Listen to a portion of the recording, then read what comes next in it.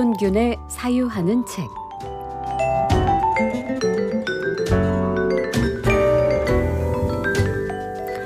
일상에 사유를 더하는 책 이야기 나눠보겠습니다. 오늘도 사유하는 즐거움을 알려줄 함돈균 문학평론가님과 함께하겠습니다.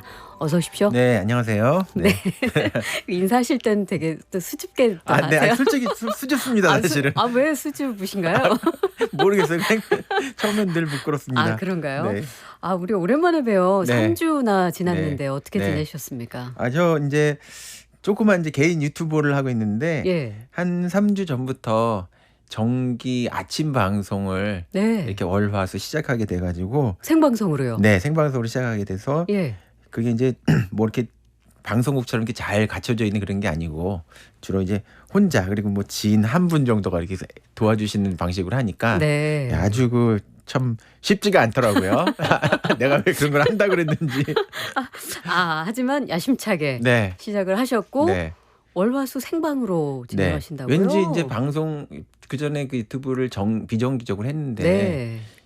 정기적으로 한다는 건 이제 왠지 아침에 뭔가 딱 해야 되는 것 같은 느낌이 드는 거예요. 아침 방송처럼. 네. 네. 그래가지고 그렇게 시작을 해가지고 그거 준비하고 지금도 하다가 왔습니다. 그러시군요. 하고, 아침에. 그럼 주로 뭐 어떤 이야기 다루나요? 그 안에서도 이제 문학 이야기 하시나요? 네, 그 이제 한 월화수를 약간 이번에는 이제 그 루틴하게 되니까 편성을 좀 해야 될 것 같아가지고 월요일 화요일은 네. 약간 인문적 관점으로 세상을 읽는 어떤 약간 시사성이 있는 얘기를 좀 하고, 네. 예, 그 다음에 수요일은 지금 저희 오늘 이 코너 하는 것처럼 예. 좀 문화와 인문과 예술 음. 이것을 주제로 해가지고 좀 얘기하는. 네. 함동균 방송국이네요. 네. 네, 청취자분들께서도 부끄럽습니다. 네, 유튜브에서 많이 관심 네. 가져주시기를 바랍니다. 근데 이렇게 수줍어하냐 그러시는데. 네네. 이게 지금 갑자기 생각해 보니까 그 한석준 아나운서가 이렇게 계셨을 때는 네. 이렇게 안 수줍었던 것 같아요.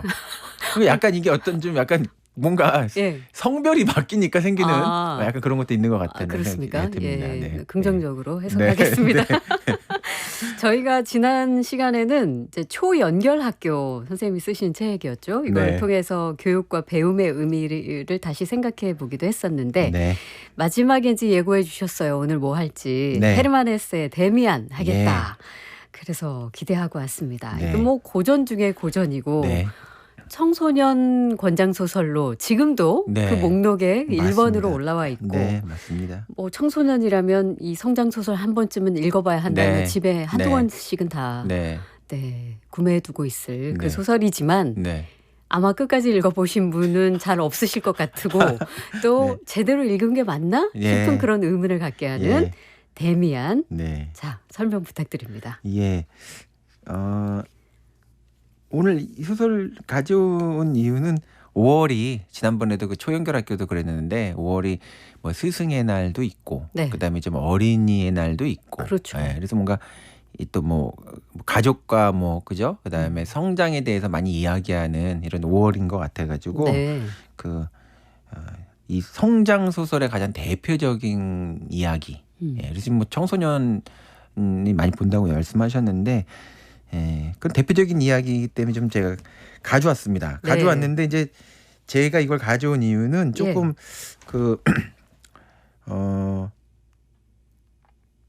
이 책에 대해서 우리가 알고 있는 그런 어떤 이 책을 읽는 건 사실은 뭐 마음대로 읽을 수 있죠. 그렇죠. 예, 예. 마음대로 자유롭게 읽을 수 있는데 네. 이 책의 원래 그 저자가 쓴 의도를 조금 훈련받은 독자 입장에서 그러니까 비평가는 좀 훈련받은 독자니까 그 입장에서 보면 저자가 원래 이 책을 썼을 때 독자는 마음대로 또 읽을 수 있지만 진짜 하고 싶은 얘기는 뭐였는가 이걸 생각해 보면 그동안 이 데미안이라고 하는 작품을 우리가 읽어오는 방식이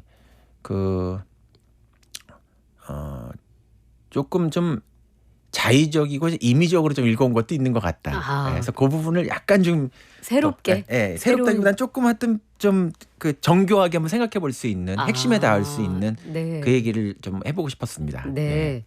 자, 이 데미안 아마 줄거리를 잘 기억 못하실 것 같아요. 그렇죠.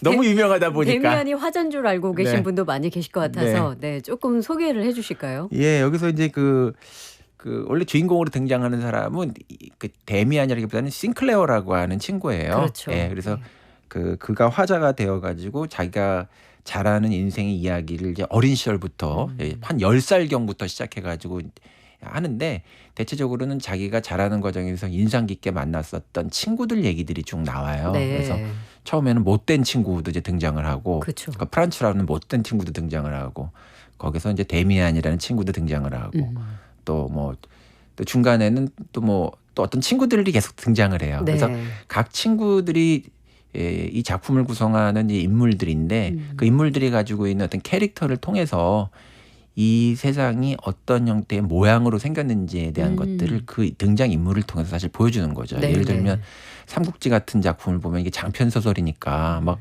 몇백 명의 주요 인물들이 등장을 해서 이 세상이 그런 식으로 구성돼 있다라고 하는 걸 보여주는데 네. 이 헤르만 헤스는 자기가 성장의 과정에서 뚜렷하게 만났었던 몇 명의 그 인물을 통해 가지고 이 세상의 축소판이에요. 이게 이 사람이 바라본 이 세계의 이제 모습인데 네. 그런 이야기이죠. 네, 그 중에서 제일 중요한 그 자기를 이끌어줬던 중요한 친구는 인물이? 데미안이라는 친구이고, 그렇죠. 예. 예. 실제로 그 청소년기를 돌아보면 네, 우리가 이제 경험할 수 있는 세계라는 건 그 가정과 학교의 세계뿐이잖아요. 네. 그러다 보니 우리가 만날 수 있는 인간의 군상이라는 것이 네. 내 주변의 친구이거나 네. 선생님이거나 네. 혹은 부모이거나 절대적인 것에서 영향을 받죠. 그렇죠. 네. 예. 그래서 어쩌면 이게 더 몰입을 할 수 있는 네. 그런 성장 소설이 네. 아닌가. 예, 누구나 이제 보면 이 비슷한 얘기를 자기도 좀 겪었던 것 같은 느낌이 네. 들죠. 네. 네. 내 주변에 그런 악인도 있고 네. 나를 왠지 구원해준 사람이 네. 이제 나중에 돌아보니 있는 네. 것 같기도 하고. 자, 데미안을 이제 선택하신 이유는 이제 5월에 이 특수한 이런 네. 상황도 있고 네. 또 다른 의미로는 이게 요즘에 이제 어떤 자기 개발 열풍이 굉장히 많은데 네. 그것은 이제 기술적인, 네. 기능적인 자신의 어떤 능력을 개발하려는 사람들이 많아졌다는 증거이기도 하지만 사실 데미안 같은 책에서는 그런 이야기를 하지는 않잖아요. 네. 그러니까 또 다른 자기 발견이 네. 다른 의미로 쓰이는데 네. 그런 측면에서도 의미가 있겠네요. 네, 맞습니다. 우리가 이제 보통 이 성장에 대한 얘기를 할 때 이 성장이라고 하는 게 여러 가지 이외에서 성장이라는 게 뭐냐, 인간이 성장한다는 게 뭐냐에 대한 진지하게 그것을 생각해 보지 않는 상태에서 네. 그냥 성장해야지 뭐 이렇게 늘 얘기를 하는데 그 성장이 뭐냐에 대한 좀 다른 그 질문과 관점이 있는 책이라고 생각이 좀 들거든요. 그래서 특히 이제 우리 사회에서는 말씀하셨던 것처럼 이 자기 개발이라고 하는 게 네. 한편으로 보면은 이제 그 이유가 있죠. 자기를 개발한다라고 하는 게. 근데 그 개발을 통해 가지고 뭘 개발하냐 하면 이제 자기 탤런트를 개발하는 것처럼 보이지만 탤런트 중에서 사실은 내가 진짜 원하는 삶의 내 모습을 개발한다라기보다는 이 세계가 만들어 놓은 어떤 그런 표준이 있어요. 네. 그 표준에 얼마나 효율적으로 빨리 도달할 것인가. 예. 예. 그래서 주인공은 내가 아니고 이 성장이라고 하는 것이 나로부터 비롯돼 가지고 가장 나다운 곳으로 이렇게 들어가는 것을 밝힌다기보다는 네.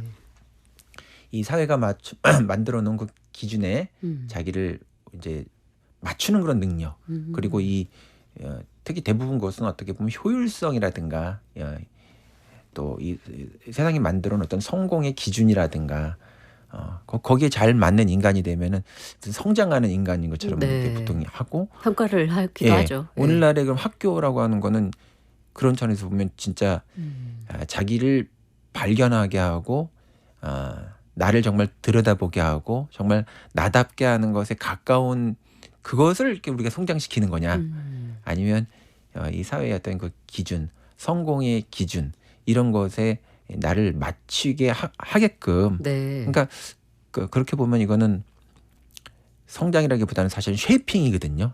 인간을 어떤 모형, 어떤 만들어 놓은 어떤 기준에 만들어 놓은 모형으로 네, 이렇게 네. 해가지고 나다운 게 아니라 모든 사람이 똑같은 형태로 이렇게 수렴이 되잖아요. 그러네요. 그래서 그런 차원에서 보면 이 성장의 의미를 조금 이 소설은 굉장히 좀 다른 관점에서 보고 있기 때문에 네네. 오늘 좀 말씀드리려고 합니다. 그러면 그 의미와 연결돼서 데미안의 이제 여러 오래도록 이렇게 예.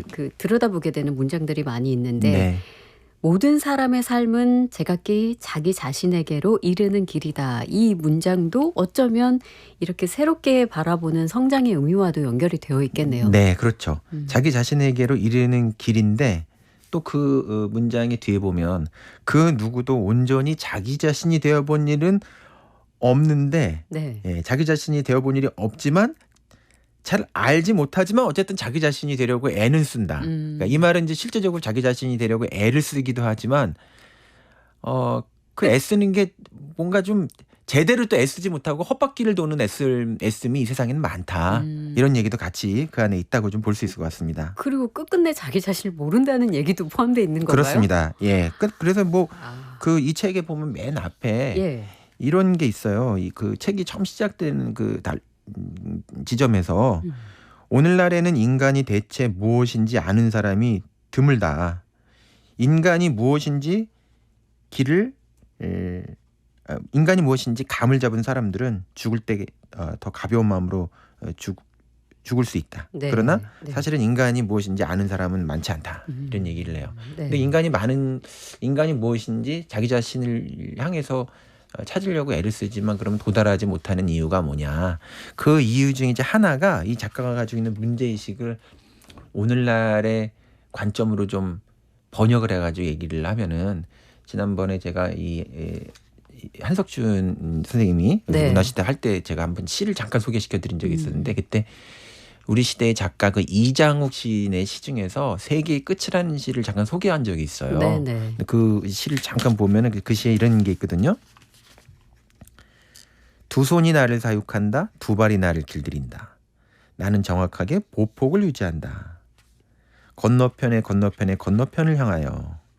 그리고 또 뒤에 뭐라고 했냐면 나의 왼발이 그의 오른발에 섞여들고 그녀의 표정에 그의 시선이 뒤섞이는 지금을 세계의 끝이라고 부르자. 신발의 종류와 헤어스타일 그리고 교우관계에 이르러서야 완성되는 세계 그리고 남녀노소가 되었다. 이런 이제 표현이 나옵니다. 네. 이게 뭐냐면 이제 사람들이 횡단보도라고 하는데 딱 써가지고 보폭을 정확하게 유지하면서 모든 사람들이 똑같은 형태의 보폭으로 걷는 거예요. 네. 그리고 옷을 입었는데 비슷한 옷을 또 입고 있는 거예요. 또 헤어스타일도 비슷해. 그래서 여기에 길을 걷는 사람들을 이름은 다른지 모르지만 사실은 남녀노소가 된 세상이라고 얘기를 하거든요. 그래서 어떤 이런 그 사회가 이렇게 군중화되고 평균화되고 어떤 스타일이라든가 취향까지도 어떤 남의 시선을 의식하면서 사는 어떤 세계, 나아가서는 어떤 그런 어떤 성공의 기준이라고 하는 것이 하나 딱 있어가지고 거기에 맞춰가지고 인생의 모든 시간을 쏟는 그런 어떤 세계가 되다 보니까 뭐 애는 쓰지만 나는 점점 잃는 세계. 네. 예, 바로 이제 이런 세계의 의미가 이 데미안에도 있는 거죠. 예. 굉장히 모순의 세계네요. 네. 타인의 욕망을 욕망하면서 자신은 자기 개발을 위해서 그 쓸데없는 애씀을 하고 있는 그런 네. 세계인 건데 헤르만 헤세가 이제 이런 이야기를 남기기도 했더라고요. 내 이야기는 꾸며낸 이야기들처럼 편안하지도 달콤하거나 잘 다듬어지지도 않았다. 내 이야기는 오히려 거짓말을 원치 않는 모든 사람의 삶이 그렇듯이 부조리와 혼란, 꿈과 광기의 맛이 난다. 야. 이 마지막 문장 이거 좀 어려운 것 같아요. 이게 무슨 뜻일까요? 마지막 문장은 이제 부조리와 혼란, 꿈과 광기의 맛. 네. 예, 있는 이런 건데 제가 이제 이 소설을 성장 소설이라고 그동안 봤던 것하고는 사실은 조금 다르게 봐야 된다는 말씀을 드리는 게 아까 그 청소년 소설 이게 보면 청소년 소설 목록에 있고 네. 저희 어릴 때도 보면 세계문하고 웬만하면 청소년 때 읽는 것으로 되어 맞아요. 있는데 네. 커서 이렇게 특히 비평가가 되다 보니까 이게 청소년 소설이라고 하기에는 너무 심오한 문제를 가지고 있는 게 많은 거예요. 그렇습니다. 이 데미안 같은 경우도 여기서 보면 진짜 청소년이라고 하기에도 더 어린 굉장히 좀 어린이거든요. 그렇죠. 10대 초반의 애들의 그 이야기가 처음에 등장을 하니까 네. 마치 생텍쥐베리의 어린 왕자를 보면 어린 왕자가 등장하니까 소년이 등장하니까 이게 어린이 소설이구나 이렇게 네. 생각하는데 사실 그 동화가 아니고 진짜 그 굉장히 실존주의적인 문제를 가지고 있는 진지한 소설이란 말이죠. 네. 굉장히 철학적이죠. 그렇죠. 그래서 이제 데미안 같은 경우도 여기에서 이 성장이라고 하는 게 뭐냐라고 하는 것이 지금 이제 말씀하신 대로 그 부조리와 혼란, 꿈과 광기라고 하는 거. 그러니까 나는 편안하고 잘 다듬어진 이야기 대신에 부조리와 혼란과 꿈과 광기를 내가 이제 얘기해 보겠다 이런 얘기를 이제 하고 실제로 이 작품 안에서 등장하는 이야기가 뭐 이렇게 초록초록하고 어린이 같은 그런 이야기가 아니라 예. 뭔가 그 이제 뭔가 좀 불편하고 불편하고 어렵고 어렵고 그다음에 충격적이고. 충격적이고 그다음에 뭔가 어떤 좀 두려움과 죄의식 같은 것들도 여기 이제 들어있는 이런 얘기들이 되게 많거든요. 네, 네. 이제 이런 건 이제 뭐냐면은 그 좀 결론적으로 이게 좀 어려울 수 있으니까 결론적으로 이 얘기 데미안의 최종적인 이 성장이라는 게 있어서 뭘 얘기하는 거냐에 대한 얘기를 좀 결론적으로 일단 말씀을 드리고 얘기를 진행을 해보면은 네. 우리는 보통 이제 성장이라고 하면 미성숙한 아이가 뭔가 성숙한 존재로 된다. 그렇죠. 그리고 나이 어린 존재가 어른이 되면 여러 가지 경험을 통해서 성숙하게 된다. 그럼 성숙하게 된다라고 하는 건 뭔가 이렇게 좀 안정감과 뭔가 이렇게 중심을 가지고 있는 인간이 되는 것을 이렇게 얘기를 하고 네, 네. 또 그건 또 이 세상을 살아가는 효율적인 방법을 잘 터득한 인간을 의미하는 것처럼 그렇죠. 예, 아까 그 쉬는 시간에 그 합리성과 지성을 가지고 있는 인간에 대한 이야기를 말씀드렸는데 그런 게 대체적으로 우리가 가지고 있는 교육과 문화의 이상이거든요. 근데 이 데미안의 얘기는 그게 아니고 네. 그 이 두 개의 세계가 인간에게는 있다는 얘기가 소설의 또 그 일부에 처음에 등장을 해요. 그래서 그렇죠. 내가 어린 시절을 생각해 보면 하나는 우리 부모님의 세계가 있었는데 그 세계는 뭐 어떤 그 종교, 네. 그다음에 어떤 고요하고 안정되고 뭐 또 안온하고 그런 세계로서의 어떤 규율과 질서가 있는 세계가 한편에 있었고 네. 그러나 그 세계의 바로 옆에 뭐가 또 같이 생각해 붙어 있냐 하면은 전혀 다른 그런 부모님의 세계하고는 다른 어떤 혼돈, 네. 수수께끼, 뭐 두려움, 불안감 같은 그런 어떤 세계가 있었는데 이 두 개 우리는 보통 이 전자의 세계를 보통 추구하고 전자의 세계를 하나의 정상적인 것으로 생각을 하면서 그렇죠. 이렇게 불안과 동요와 뭐 이런 것이 있는 세계는 질서와 안정과 뭔가 중심을 갖추고 있는 세계에서 일탈하거나 병이 들거나 네. 타락한 세계로 이걸 생각을 하고 네, 네. 또 인간 안에도 보면은 질서 있는 어떤 그런 자기를 딱 규율을 가지고 있는 인간이 우리가 정상이기 때문에 그것을 향해서 인간이 간다고 이렇게 생각을 하지만 이 데미안의 세계에서는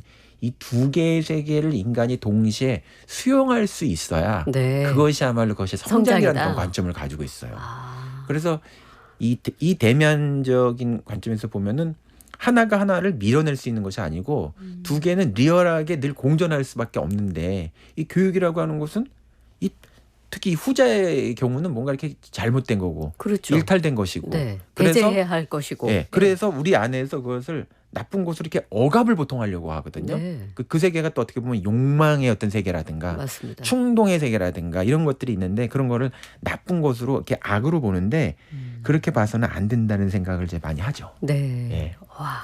그래서 여기서 좀 첨언을 드리면 예. 이 부조리와 혼란과 꿈과 광기는 사실은 모든 그 문학, 특히 문학의 가장 끝판왕이 시인데 네. 이 시가 추구하는 것이 사실은 이 부조리와 혼란과 꿈과 광기를 수용하는 이야기, 이게 바로 이제 시의 얘기라고 할 수 있거든요. 네. 그래서 작고하신 그 황현산 선생님이 쓰신 그 에세이 중에 유명한 에세이 밤이 선생이다라는 그 네. 유명한 에세이가 예. 있었는데 거기서 그 밤이라고 하는 것이 늘 예술가들이 생각하는 시인이 생각하는 이 부조리와 혼란과 꿈과 광기의 세계, 그 세계를 우리가 존중하고 그 세계를 배제해서는 안 되고 그 세계를 잘 보고 우리가 어떤 방식으로든 잘 그것을 인정하고 수용해야 된다라고 하는 얘기를 하는 것이 그 밤이 선생이다 이 주제였다고 할 수 네. 있죠. 네. 아, 오늘 읽고 싶은 책도 추가로 여러 권 밤이 선생이다와 이장욱 그 시인의 세계의 끝까지. 네. 네. 이게 연달아서 같이 읽어보셔도 좋을 것 같습니다. 네. 자, 음악을 먼저 듣고 네, 이야기를 이어가 보도록 하겠습니다.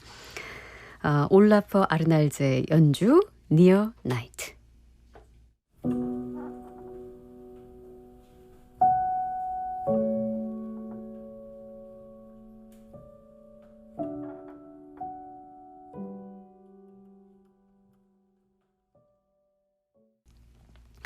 올라퍼 아르날즈의 연주 니어 나이트 함께 들었습니다. 1007 쓰시는 분께서 데미안은 제가 중학교 2학년 시절 읽었던 책이죠. 덕분에 성찰하는 시기를 보냈답니다. 해주셨고요. 유튜브 실시간 채팅으로 5776번 쓰시는 분 데미안 읽을 때마다 감상이 참 다른 책 이렇게 보내주셨습니다. 맞습니다. 과연 과거 청소년 시기에 읽었던 데미안을 나는 과연 이해하고 읽었던가 질문하게 하는 그런 책이죠. 지금 읽어도 새롭게 모든 것들이 발견되는 책입니다.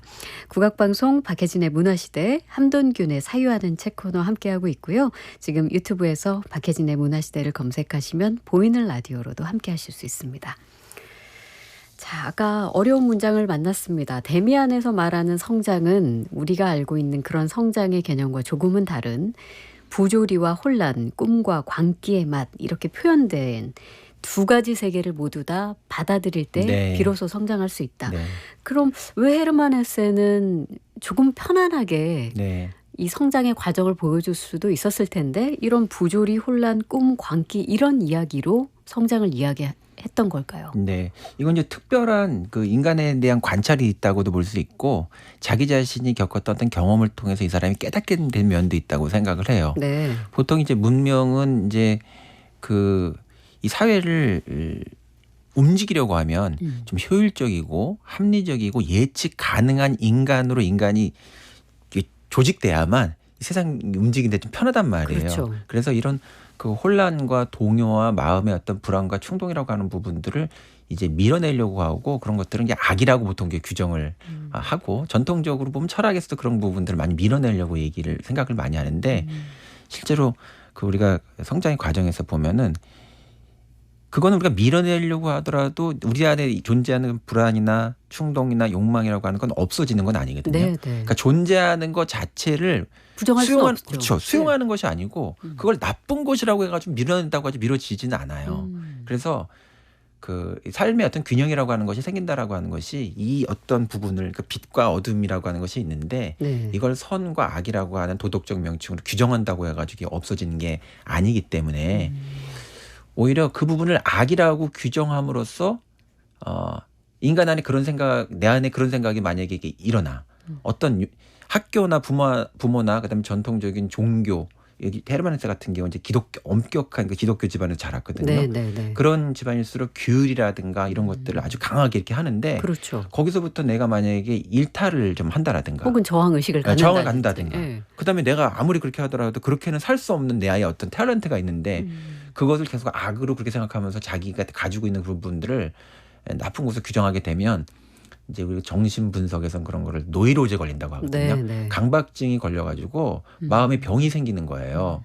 그래서 이거는 사실은 모든 인간이 이 겉으로 표현하고는 있지 않지만 이게 없애려고 해야 없을 수 있는 것이 아니거든요. 네. 네, 그래서 헤르만 헤세 같은 경우도 이 소설을 썼을 그 무렵에 그 자기 아버지도 이제 갑자기 돌아가시고 그 아들도 굉장히 아주 깊은 병을 앓고 있고 또 이 부인이 약간 그 신경증적인 약간 좀 정신병적 어떤 것들을 또 가지고 있기도 했어요. 네, 네. 그래서 가족사가 좀 슬픈 예. 역사가 있죠. 그렇게 좀 힘들었던 어떤 그런 상황에서 인간이 산다라고 하는 것이 인간의 그 정상성이라는 게 뭔가 이런 부분 또 그다음에 내가 지금 겪고 있는 일이라고 하는 것이 이게 무슨 뭐 특별하게 뭐 어떤 것에서 이탈한 그런 형태의 인생사를 내가 겪고 있는 것인가 이런 거에 대한 질문도 이제 하게 되면서 네. 이 빛과 어둠이라고 하는 거를 하나의 정상적 삶의 과정으로 이제 받아들이고 인생사에 있어서도 그리고 내 안에 존재하는 어떤 그런 그 좀 어두운 면이라고 보통 우리가 생각하는 부분을 악으로 규정하는 것이 아니라 이건 그냥 인간 안에 있는 것이구나 내 안에 있는 것이구나라고 하면서 그 부분을 어떻게 잘 없앨 수 있는 것이 아니고 어떻게 잘 관리하고 잘 다독일 것인가 네. 이런 생각을 통해 가지고 어떻게 보면 그 병들지 않는 상태를 네. 오히려 이제 그런 인정이 그런 병들지 않는 상태를 가능하게 한다고도 볼 수 있죠. 그러니까 네, 네. 너무 과잉 억압하면은 이 정신병 걸리거든요. 네. 예. 그렇죠. 그런 상태에 대한 이해가 있는 거예요. 여기서 이게 성장이라고 하는 거는. 그 당시에 이제 그 슬픈 가족사뿐만 아니라 헤르만 헤세도 이제 그런 영향으로 본인도 네. 굉장히 그 신경쇠약 증세가 심각했을 네. 때 이 작품이 나왔던 건가요? 네, 맞습니다. 예. 그래서 이 사람도 유명한 작가였지만 자살 충동도 많이 이게 있어서 그런 것들을 음. 회고하는 그런 에세이들도 있고, 네, 예, 네. 근데 그런 게 꼭 이 사람만의 얘기는 아닌 거죠. 그렇죠. 예, 그래서 이 소설이 처음 나왔을 때 이 데미안의 그 작가를 헤르만 헤세 이름으로 쓰지 않고 네. 싱클레어라는 이름으로 여기는 주인공 이름으로 이걸 했어요. 네, 필명을. 예, 필명을. 네. 여기는 주인공 이름으로. 네, 네, 네. 왜 그렇게 했느냐에 대한 거에 대해서 뭐 본인은 표명하기에는 이게 유명한 작가가 아닌 사람이 글을 쓰더라도 과연 평가받을 수 있는가 뭐 이렇게 하기 위해서 했다는 그런 얘기도 있지만, 네, 네. 제가 볼 때는 이 안에 있는 이 소설을 쓰는 작가가 주인공 사이에 굉장한 그 일체감을 가지고 있기 때문에 자전적 소설 요소가 분명히 있다고 이제 할 수 있죠. 그 부분이 훨씬 더 설득력이 있어 네. 보입니다. 그리고 이제 제가 아까 그 황현산 선생님의 밤이 선생이다 이런 말씀 드렸지만, 네. 그 동양의 아주 오래된 고전 중에서 이 장자라는 책이 있잖아요. 그 장자라는 그 참 신기한 우화들이 거기에 되게 많이 있는데. 맞습니다. 저희가 또 때마침 국악방송에서 장자를 읽고 있습니다. 지금요? 한 달 동안.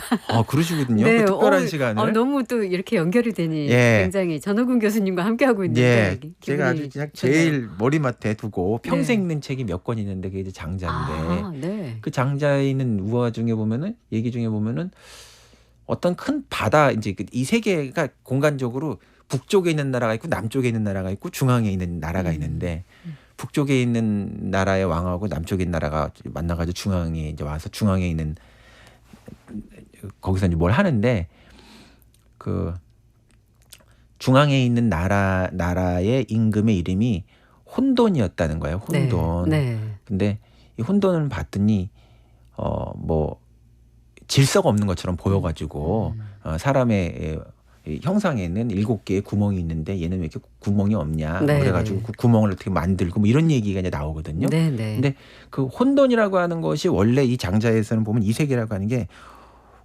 혼돈이라고 하는 거, 무질서라고 하는 것이 질서 있는 곳에서 일탈한 상태가 아니라 이 세계 자체가 그냥 원래 그렇게 생겼다는 거예요. 네. 근데 사람이 자꾸 거기다 대고 어떤 질서를 만들고 체계를 만들고 기준을 만들고. 기준을 만들고 이렇게 하는 것이 옳다고 생각해가지고 그런 거를 만드는 과정이 이제 문명의 과정이라는 건데, 그렇게 해가지고 문명의 과정을 만들어 놓고서 교육의 이념도 그렇게 만들고 그게 또 인간의 성장이고 그게 인간의 자기 개발이라고 하지만, 그렇게 해서 만들어 놓은 세계 속에서 대부분의 인간이 마음에 병이 든다는 거거든요. 네. 그래서 저는 박사 논문을 그 정신분석이라는 그걸 그 학문의 방법론을 가지고 박사 논문을 받았는데, 그 정신분석이 가지고 있는 제일 최종적인 그 통찰이 뭐냐면, 질서를 만들려고 너무 억압을 하면 인간이 병이 들고 인간들이 모여가지고 결국 문명을 만드는 건데 네. 사회도 병이 든다. 네. 그럼 사회가 병이 들 때 그 병이라고 하는 게 그 질서를 만들려고 하도 억압을 한 방식으로 그게 병이 들기 때문에 그게 억압을 한다고 해서 사라지지 않기 때문에 결국은 어느 순간에 그 억압이 폭력적인 곳에서 폭발을 한다는 거예요. 네. 그래서 그 폭발을 하는 양상이 드러난 것이 이 일종의 세계 전쟁과 같은 네. 이런 어떤 그 너무 억눌리니까 거기로 그냥 분출이 되는 거야. 근데 이 그 데미안을 썼을 당시에 그 헤르만 헤세도 세계 1차 대전을 이렇게 겪었거든요. 네. 그래서 이런 소설은 아주 개인적인 성장의 소설을 쓰긴 했지만 이 소설의 맨 마지막이 전쟁의 이야기로 끝나요. 네. 그래서 이렇게 뭐 개인적인 성장 얘기를 하다가 갑자기 끝에 왜 전쟁 얘기를 하다가 이게 끝이 나지? 이렇게 생각을 하는데, 이런 개인의 내면의 어떤 억압, 그다음에 이 어둠이라고 하는 부분들을 우리가 받아들이지 못하고 그것을 악으로 규정하는 이런 어떤 것들이 결국은 이 사회적으로 보면 그런 전쟁의 문제와 같은 이런 것과도 연관이 있을 수 있다라고 하는 이제 그런 식의 암시하고 통찰이 이 사람에게 분명히 있었다고 봐요. 네. 그래서 사실 이 데미안을 성장 소설 이상으로 정치 사회 소설로 평가하는 그런 후대 평가도 굉장히 많이 있죠. 자,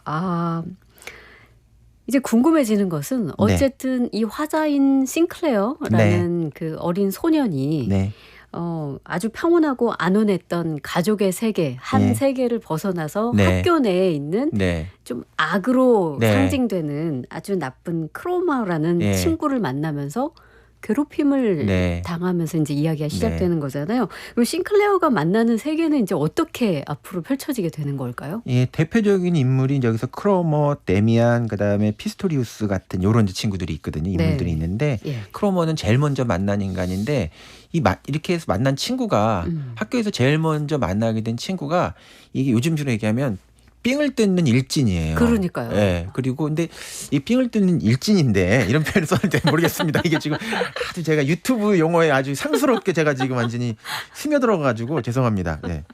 그 네.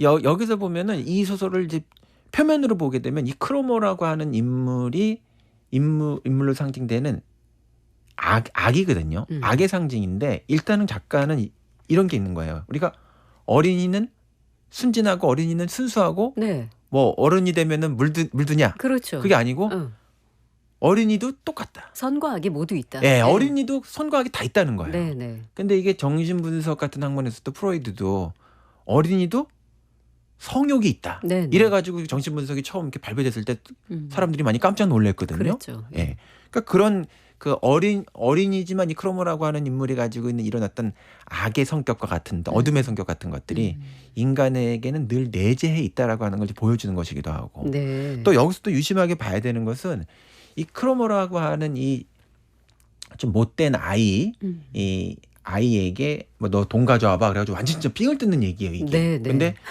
이렇게 되는 이유가 뭐냐면은 이 싱클레어 자체가 어떤 거짓말을 침으로써 이 거짓말이라고 하는 것이 자신이 좀 이렇게 뭐 용기 있는 아이인 것처럼 하려고 하는 어떤 허세. 네. 어린아이지만 그 어린아이가 가지고 있는 어떤 허세 때문에 자기 그 어떤 거짓말을 쳐요. 네. 그 거짓말에 의해 가지고 요 크로머라는 아이한테 딱 덫에 딱 걸려 가지고 여기서 벗어날 수 없게 되거든요. 네. 그래서 이거는 싱클레어라고 하는 그 아이 자체도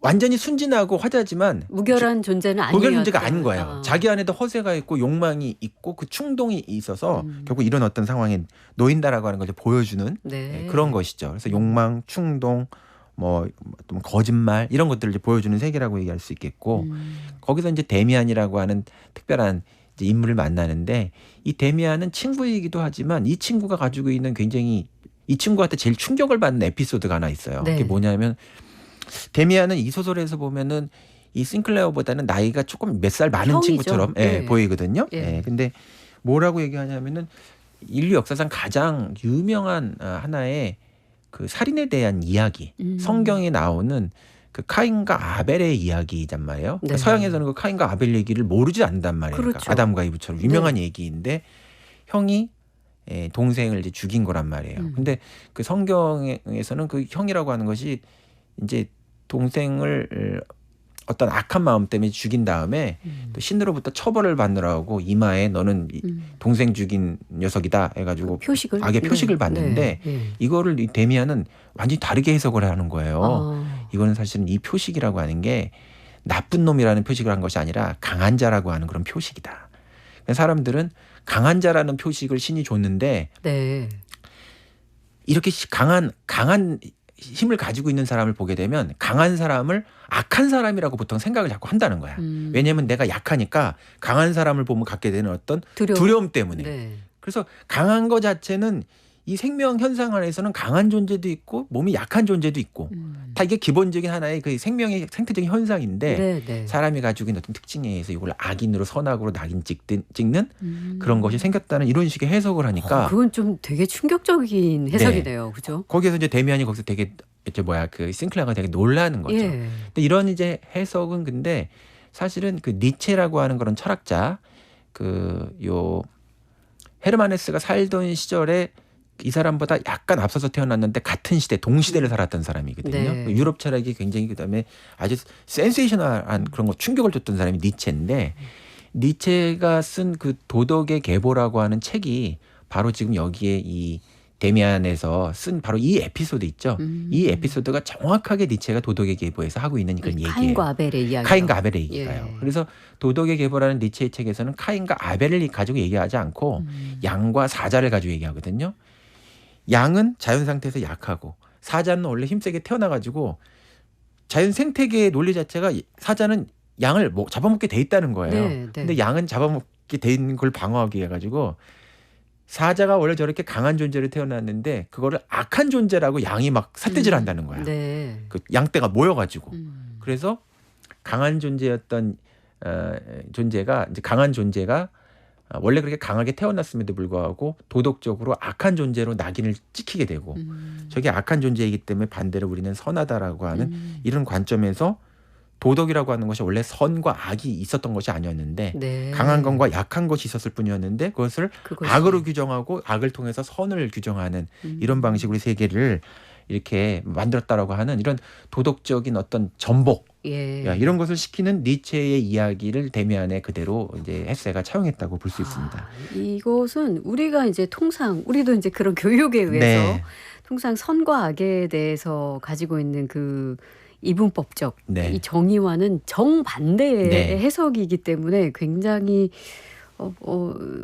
뭐 어떻게 받아들여야 될지 되게 좀 당황스러울 것 같아요. 이거는 뭔가 엄청 충격적이죠. 예, 뭔가 기존의 나의 사고를 해체시켜야만 네. 이걸 받아들여질 수 있는 건데 그렇다면 이 소설 안에서 지금 우리가 읽는 독자로서도 이게 지금 당황스러운데 이 소설 안에서 이런 데미안으로부터 이런 해석을 들은 싱클레어는 어떻게 반응을 하나요?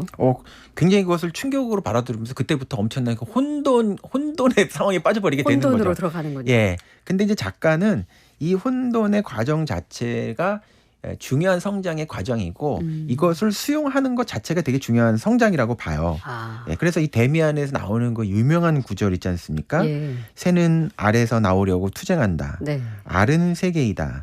태어나려는 자는 하나의 세계를 깨트려야 된다라고 하는 이런 굉장히 유명한 말이 나오잖아요. 그렇죠. 우리가 이제 이 문장을 많이 들어보긴 했는데 이 문장에 대해서 그 다음 얘기를 잘 몰라요. 무슨 뜻이냐 네. 이것이. 네, 그래서 보통 알에서 나오려고 투쟁하니까 네. 알을 깨고 나오면 성장한 거보다 했나 보다 이렇게 생각을 하는데 그렇게 생각했죠. 예, 1차원적으로. 예. 근데 이제 알을 깨고 나온 이 세계라고 하는 것이 어떤 거냐면 바로 전통적으로 생각하는 방금 말씀드렸던 우리가 도덕이라고 하는 것에 대해서 가지고 있는 기본적인 관념.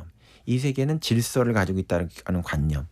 또 그렇게 어떤 합리적인 어떤 세계, 자기가 그렇게 합리적인 인간이 되고 합리적인 세계를 만드는 것이 문명의 어떤 우리가 나가야 되는 이상이라고 생각했던 그런 세계를 깨트리는 거예요. 이게. 네. 예, 이 깨트리는 게. 네. 그래서 그런 세계를 깨트리게 되면 그 세계의 바깥에 뭐가 있냐면 질서, 표준, 어떤 기준, 합리, 지성, 논리 이런 것으로 구축된 것이 삶의 어떤 정상성이라든가 그게 그냥 어떤 표준이 아니고 네. 이 세계에는 빛과 어둠이 이렇게 공존을 하고 또 어린아이도 악을 가지고 있고 네. 우리 안에도 악이 있고 그 유명한 스핑크스의 수수께끼 있잖아요. 아침에 4발, 점심에 2발, 저녁에 3발.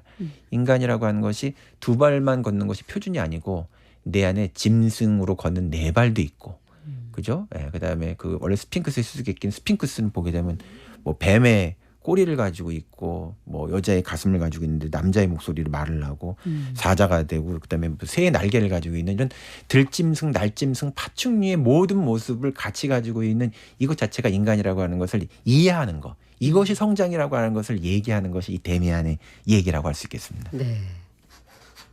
와. 처음에 말씀해 주셨을 때 두 세계를 받아들이는 것. 네. 그것이 성장이다. 네. 네. 근데 그 두 세계라는 것이 빛과 어둠 혹은 그림자 혹은 선과 악이 모두 공존하는 네. 그런 세계가 인간 안에 모두 존재하고 그걸 부정하지 않고 받아들일 때 네. 비로소 성장을 한다. 네. 그런 이야기를 지금 이 데미안에서 하고 있다. 네, 새롭게 바라보고 있습니다. 데미안을 좀 철학적인 측면에서 바라본다면 그 우리가 얘기했던 요 이야기로 네, 받아들이면 되겠네요. 네, 요 말씀이라고 할 수 있고 이제 이 소설이 쓰여졌을 때의 어떤 유럽의 예. 그런 어떤 상황 속에서 보게 되면 지성사적으로는 그 니체가 가지고 있었던 그런 굉장히 도발적인 인류 역사상 가장 어떻게 보면 사람들이 가지고 있는 전형적인 생각을 망치로 깨버리는. 깨뜨리는 어떤 그런 철학자의 사고가 여기 들어가 있다고 할 수도 있고 네. 그다음에 또 한편으로는 아까 정신분석 얘기를 말씀드렸는데 정신분석이라는 학문이라는 게 이제 우리가 이 세상이 합리적이고 지적인 것으로 이루어졌다고 생각하지만 인간을 움직이는 것은 사실은 진짜 인간을 움직이는 건 계산, 계획이 아니고 뭔가 하고 싶다. 네. 그때 갑작스러운 어떤 욕망, 충동 그쵸. 이런 것에서 움직이는 게 본능적인 그 감정. 예, 예. 그 본능이라고 하는 그 부분을 인정해야 된다는 것이거든요. 네. 그래서 근데 그것을 이제 인정한다라고 하는 게 그것대로 이렇게 꼭 살자는 건 아니에요. 그러니까 그 프로이드는 보면은 이 세상이라고 하는 게 현실 원칙과 쾌락 원칙이 있어서 세상을 이렇게 규율과 질서로 만드는 그런 원칙을 현실 원칙이라고 하는데 그거에만 맞춰 살려고 하면 인간이 정신병 걸린다는 거거든요. 그래서 그 욕망, 네. 어떤 충동 이런 부분도 있다라고 하는 것을 인정하자. 인정을 하고 네. 예, 그것을 가지고 있다라고 하는 것에 대해서 너무 죄의식을 가지면 안 된다는 거예요. 오히려 그것 때문에 죄의식을 갖는다는 거예요. 네, 네. 그래서 무슨 뭐 그 정신 그 우리나라는 뭐 그 정신병원이라면 좀 이상하긴 한데 이렇게 상담을 하는 어떤 그런 정신과 그, 치료. 예, 정신과의 네. 상담 그런 사례 분석 중에서 보게 되면은 네. 어떤 사람이 그 자기도 모르게 혀로 이를 계속 막 차는 어떤 정신과 실제 분석 중에 그런 게 있어요. 네. 그 혀로 그 이를 계속 이렇게 자기도 모르게 안에서 차는 거예요. 근데 그게 상습화돼 가지고 이에서 피가 날 정도로 그것을 계속 차니까 네. 이게 왜 그러냐 이렇게 해가지고 이제 상담을 이제 받았는데 예. 그 상담에 갔더니 그 상담의 과정 안에서 보면 맨 마지막에 이 사람이 너무 기울화된 사람이어가지고 오랫동안 치매에 걸린 어떤 어머니를 모시고 살고 있는데 네. 너무 효녀인 거야. 예. 근데 10년, 20년을 치매에 걸린 어머니를 모시고 사니까 자기도 모르게 아유 저 엄마가 빨리 죽었으면 좋겠다. 이런 생각을 이 사람이 하게 되는데 어떻게 보면 그게 자연스러운 인간의 생각이기도 한데 너무 이 도덕적 규율 같은 게 이렇게 죄악시하는 돼가지고 거죠. 예. 내가 그런 생각을 했다는 거에 대해서 너무 죄책감을 느끼는 거예요. 네. 근데 그 죄책감을 느낀 것이 어떤 식으로 나타나냐면 내 혀를 가지고 이를 계속 미는 거야. 아. 옛날에 보면 꿈에서 이빨이 빠지면 뭐 부모가 죽는다 이런 네, 것이 있거든요. 네. 그래서 우리 몸에 딱 박혀 있는 그것을 빼내는 그런 무의식으로 이게 등장을 할 정도로. 근데 그런 것도 다 보면은 이제 어떤 그 신경증, 히스테리, 강박증 이렇게 우리가 해석될 수 있는 그런 병이거든요. 네, 예, 네. 이제 말하자면 좀 말씀 좀 길어지게 됐는데 예. 예, 우리 안에 있는 그런 부분들을 우리가 좀 수용하고 인정해야 되는 부분도 이게 있다라고 하는 거. 그게 사실은 그리고 성장이고 성장이라는 게 도덕적으로 훌륭한 인간이 되는 것이 아니라 어떻게 보면 리얼을 리얼로 그냥 받아들이고 그렇죠. 너무 억압돼 가지고 병들지 않게 되는 것. 이것이 사실 어떻게 보면 균형적 인간이 된다라고 하는 것이 이 20세기의 니체라든가 프로이드 같은 사람 이후에 철학에서 인간을 바라보는 관점이고 데미안에는 그런 의식이 여기 들어있다고 볼 수 있어요. 네. 특히 이 사람 철학에는 그 칼 융이라고 하는 프로이드의 제자의 생각이 많이 들어있거든요. 예. 와, 이게 좀 위안이 되는 책이기도 하네요, 정말. 네.